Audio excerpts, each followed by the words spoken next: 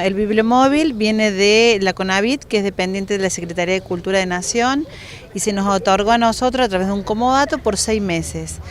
Dentro de la planificación que nosotros proponemos, aparte de las actividades propias del verano, nosotros proponemos que a partir del mes de marzo hacer una atención a lo que es la zona rural y a lo que es la zona más alejada del centro de la ciudad.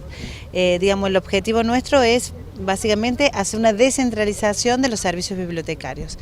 Ahora, donde vayamos, la idea es que se acrediten como lectores, o sea, que saquen el carnet de la Biblioteca Mariano Moreno y nosotros poder así poder operar y brindar el servicio de préstamo de devolución.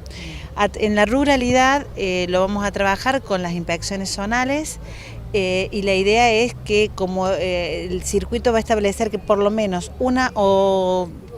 cada 15 días el bibliomóvil pase, es que los chicos se lleven, los chicos y la familia de las comunidades rurales. O sea, cuando nosotros llegamos, vamos a usar como centro la escuela, pero la idea es estar instalado un tiempo como para que la familia que le interese se pueda arrimar, también acreditarse como lectores, disfrutar de alguna de las propuestas artísticas que nosotros les llevemos y que pueden llevarse libros. Nosotros vamos a dejarle a la maestra una dotación de libros para que ella trabaje mientras nosotros no estemos. A su vez, las personas pueden elegir material del bibliomóvil y llevárselo a préstamo.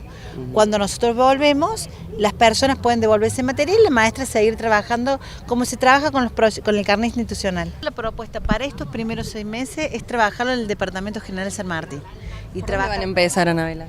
Eso lo va a definir las inspectoras. Sí, vamos a ir trabajando paralelamente con las dos zonas, o sea, el martes salimos con una zona y el miércoles saldremos con la otra zona. ¿Qué pasa después de los 6 meses? La idea es que si nosotros respondemos, o sea, porque el CONAVIT nos otorgan el bibliomóvil porque aprueban el proyecto.